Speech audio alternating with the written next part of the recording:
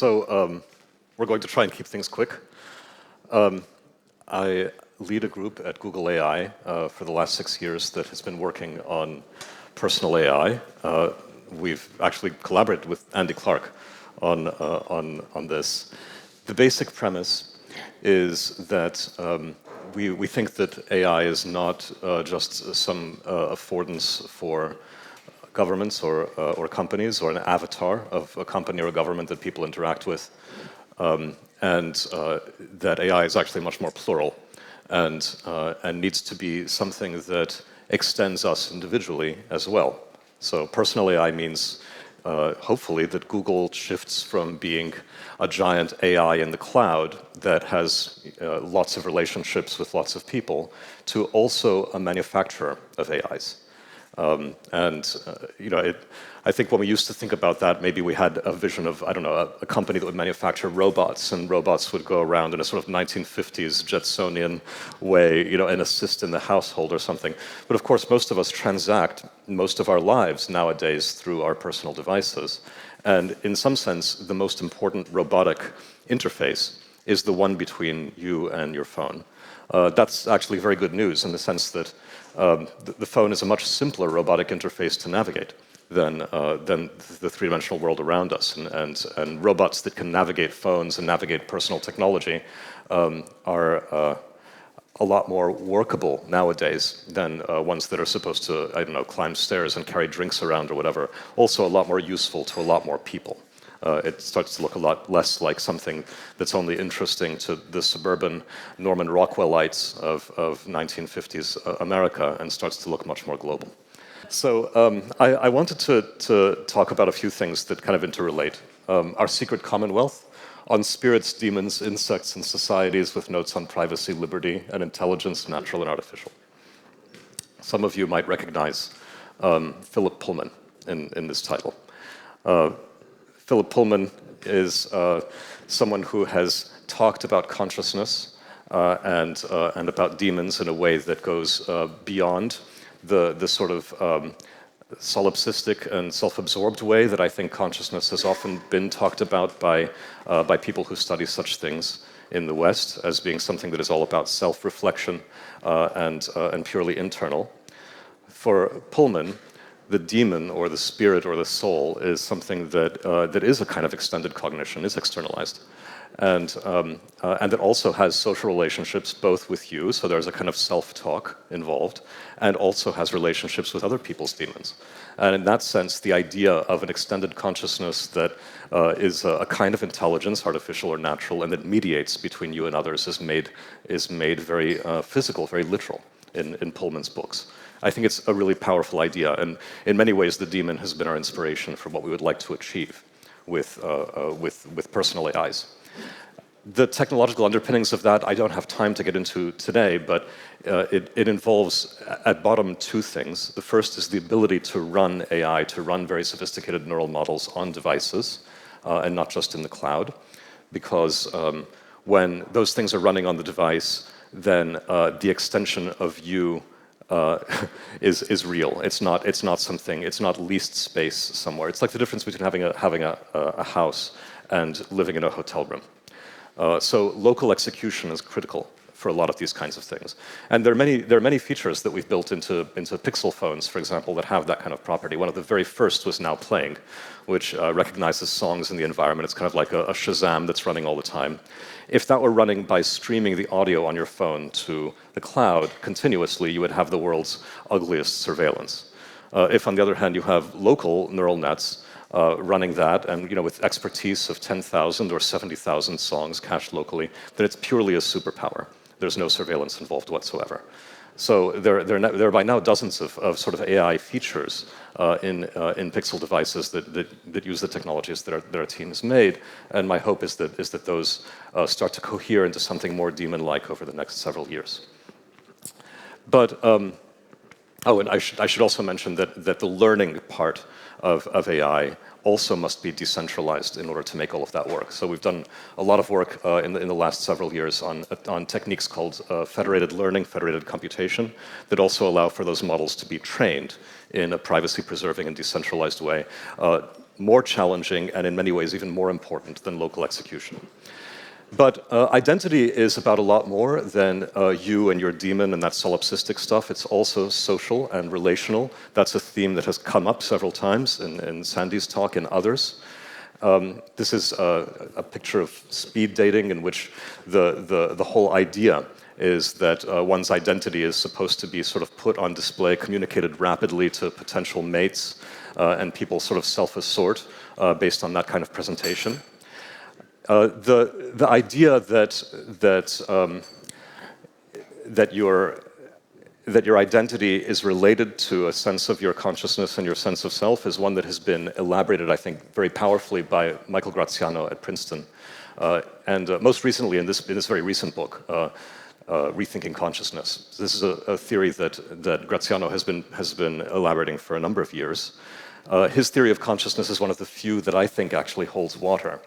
And the basic premise of it is that consciousness is a model of your attention, and it's social in nature. We evolved that for obvious reasons. If you want to have theory of mind, if you want to understand how another entity is going to act and behave, you need to be able to model what's going on in their head, what they're attending to, what they might be thinking. And that model has to be simplified. There's no way that all of your neurons can be somehow modeling what every neuron in somebody else's brain is doing. You don't have the information for that. You don't have the computational capacity for that. So that simplification is critical. And in the gap between the simplification and the reality is where we find things like free will. But it's not just individual or relational. And I think this is also very important to emphasize about identity. Some of our young panelists who we saw a little while back were also pointing this out. Identity is also about markers of identity that are shared among groups that are anonymous. Anonymous meaning that it's not just a matter of individual relationships that you have with other entities, but like ants, chemical markers that identify entire groups or sets of people, communities. Ants have anonymous societies in the sense that their brains don't really model, as far as we know, the individual other ants. There are some insects that do, by the way, like paper wasps, but the social insects for the most part have anonymous societies. They know the in-group, they know the out-group. In some cases, with ants, those in-groups are continent-wide, and there are sort of colonies of super colonies of army ants that extend for very, very large areas, and where there's full cooperation inside that area, but of course border skirmishes where those abut with ants that have other chemical signals, other chemical markers indicating that they're of a different tribe. And this is, of course, our equivalent. We have documents, we have identity papers, the kinds of identities that we talk about when we think of Estonia and their digital identities, or the kind that the UN commissioner spoke about, are largely the same as these kind of army ant identities. They follow the Westphalian principle of being tiling, disjoint, in the sense that you're essentially a member of one or another, in-group or out-group. There are borders between. Jonathan Haidt says that we are 90% chimp, 10% bee. I think 50-50 is probably a little more accurate. That's a case that's made eloquently in Mark Moffat's recent book, The Human Swarm. He talks about anonymous societies and the importance of anonymous societies to humans. This is a respect in which we differ from all of our primate ancestors and from almost all other intelligent mammals and birds. The fact that I wrote these slides a couple of days ago in this cafe in Oslo, that I was able to walk into this cafe, order an espresso, and write my talk in the presence of all these other people who I've never met, and that none of us are at each other's throats or having an anxiety reaction or wondering whether to fight or to flee. This is very, very different from our chimp or even our bonobo relatives. For them, these relationships would all have to be individual for us to cohabit the same space peacefully. And so the fact that there are assumptions, social norms that are presumed when I walk into this space that don't require individual relationships, that's fundamental to the way humans work. And it's not just a single marker like a national passport. Identity comprises things like religion, gender, race, sexuality, health, neighborhood, subculture, clothing, what clubs you belong to, ethnicities, what foods you eat, what your allergies are, what level of education you have, and so on and so forth.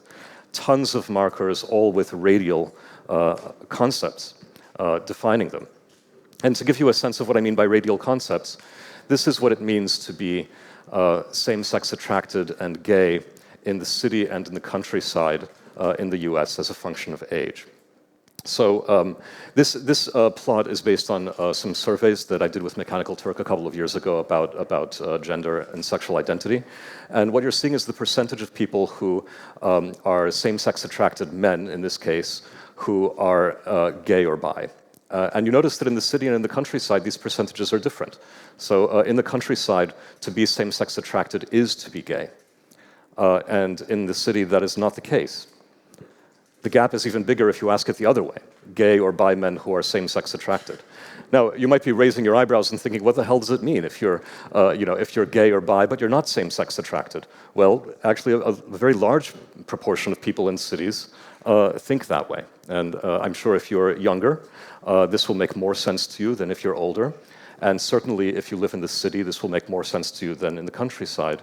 These are some of the ways in which these concepts are not well-defined, like national borders, and they are themselves contingent and evolving in very complicated ways.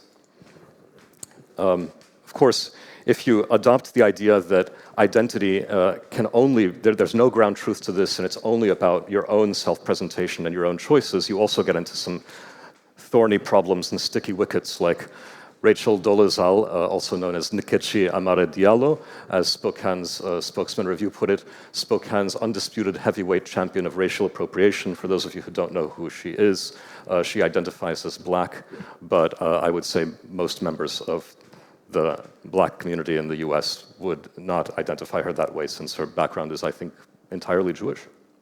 Or here, a Dutch man, 69, a year ago, started a legal fight. He lost to identify as 20 years younger because he was disadvantaged on Tinder, apparently. He's like, well, people are doing it for all these other identifiers, so why the hell can't I? These problems, they arise no matter what the markers of identity that we're talking about. I mean, I did some Mechanical Turk experiments, even with handedness, that reveal the same kind of in-group and out-group business, even when it's about nothing but being right-handed, left-handed. There was a comments field in that survey.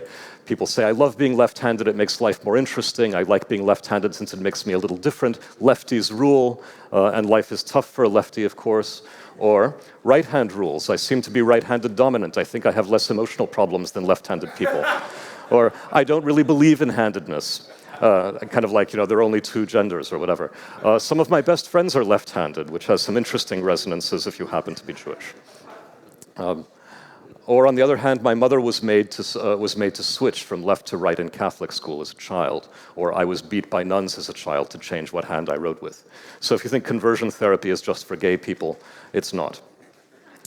So even these seemingly quite trivial markers of identity are full of politics. And the interesting thing here is that when you consider that those markers are themselves subjects and not only tags, that's when you start to realize that it's politics all the way down. What do I mean by that? I mean that if you look at things ranging from a human individual to the planet and everything in between, nouns like city, market, social network, a neighborhood, a military or fighting force, an online community, a language, a culture, those are not just things that people have, they are also things in their own right that can be harmed. Even values. We talk about harms to democracy, for example, or harms to free speech. People feel those harms viscerally in just the same way that they would for any other kind of entity. And they can be harmed in many cases. I mean, I've made a little spreadsheet here showing which of these seem like they can be biologically harmed, which can be economically harmed, which can be politically harmed, socially harmed, are there cultural harms that can arise to any of these things? Or you can get more complicated and ask, are they blamable? Can they be a defendant in a US court? Can they be deterred by example? Do they learn through corrective justice? Do they have awareness and attention? Do they construct social models? Does the idea of fairness apply? Do they construct a self-narrative? And you realize that, even though, of course, only a very small fraction of these things, at least in the usual sense, are conscious or construct a self-narrative, a great many of them have many of these other properties. And in that sense, extended cognition is not only about us extending ourselves out into the world, but also the fact that the world is full of ghosts and spirits whose reality is just as real as our own. In some sense, I think the punchline of Graziano is that consciousness is actually not a property that things have, but rather a property that is attributed. It's a vector, not a scalar. It's something that A attributes to B, even if A and B are the same entity. And we attribute and must attribute properties, including blamability and harm and so on, to all of these entities and many more. The earth or a corporation or a free press don't have to be conscious or able to experience pain in order to be harmed, and neither can we consider any of those actors in isolation, absent their graph of relations. There are a lot of people in the world. There are going to be a lot more AIs in the world than there are people very soon. And many of those entities will soon have AIs that represent them in one way or another. And so if we start thinking about a world of people and demons, we have to understand that that world of demons, that secret commonwealth, is going to be, it already is vaster than I think we normally appreciate, and it will be vaster still by the time we get to the end of the decade that we're about to enter. The title of my little talk here is taken from Philip Pullman's new book, The Secret Commonwealth, the second book in the series, The Book of Dust, which in turn was taken from a series of notebooks kept by Robert Kirk in the 1690s about the secret world of sprites and fairies and so on in the Scots Highlands. So the Commonwealth is much greater than people and their demons. It extends to this vast and often hidden sublunar politics of diverse entities, each with its own haunts and interests and allegiances. It's all politics. And there's a little bibliography for those of you who are interested in reading more about some of these topics. Thank you.